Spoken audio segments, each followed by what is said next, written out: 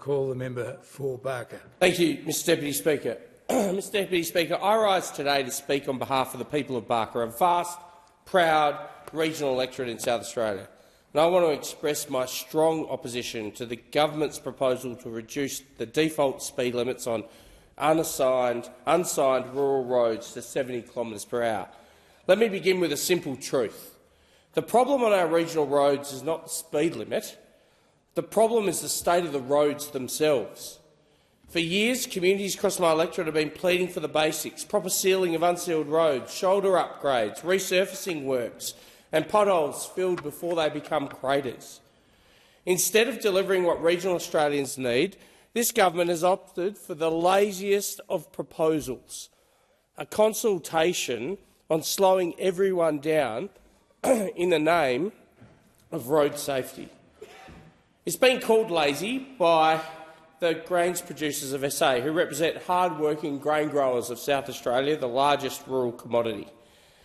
They have said clearly that reducing speed limits without fixing roads themselves won't make travel safer, but it will make rural life harder.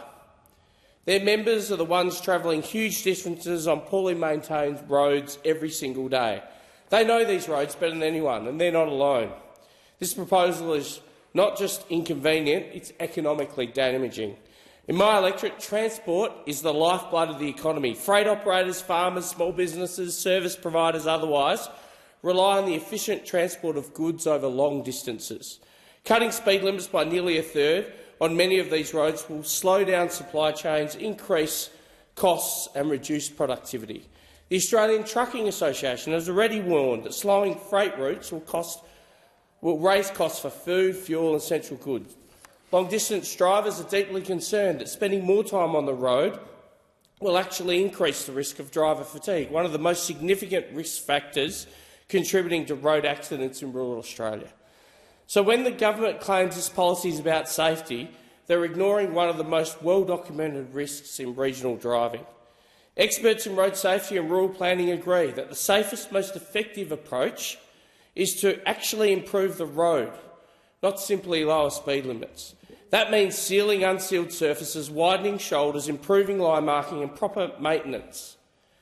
And the government knows this. Their own regulatory analysis acknowledges that most regional roads are in poor condition. But rather than fix it, they've gone for the cheap answer. Shift the burden onto regional drivers, they say, regional families and regional businesses. Now, Mr Deputy Speaker, that would be disappointing enough. But I now want to turn to what should be one of the most concerning aspects of this proposal. While government ministers continue to market this as a, quote, safety measure, the consultation regulatory impact analysis tells a very different story. It's as if they want to tell that story sotto voce. On page 10, the RIA explicitly includes emissions reduction from lower fuel consumption as a calculated benefit of reducing rural speed limits. I thought that must have been a mistake, but then on page 56, the document shows that emission savings are not a side note, they form a material part of the monetised benefits used to justify this policy. And on page 70, so as to reinforce the position, the modelling integrates emissions reduction per vehicle kilometre as a key variable in the cost-benefit analysis. Mr Deputy Speaker, let's be clear. These are not accidental inclusions, they're deliberate. What we see here is the Albanese Labor government using road safety as a convenient cover for a backdoor net zero agenda, an attempt to reduce emissions through speed reductions, not through proper energy or climate policy. Regional communities are being slowed down because this government wants to meet their unrealistic emissions reduction targets. But instead of saying that honestly, they've packaged it up as a safety reform. That's not transparency, it's not good governance and certainly not respect for regional Australians.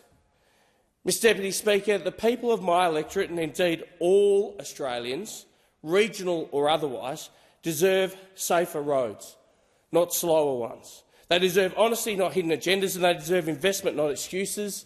Congratulations to State Labor government who's ruled this out as a proposal, presumably because they're in the shadows of an election. I urge this government to withdraw this proposal, and if you think it's a bad idea as well, sign my petition, because it shouldn't be about emissions reduction, it should be about safer roads. I call Authorised by Tony Passon, Liberal Party, Mount Gambier.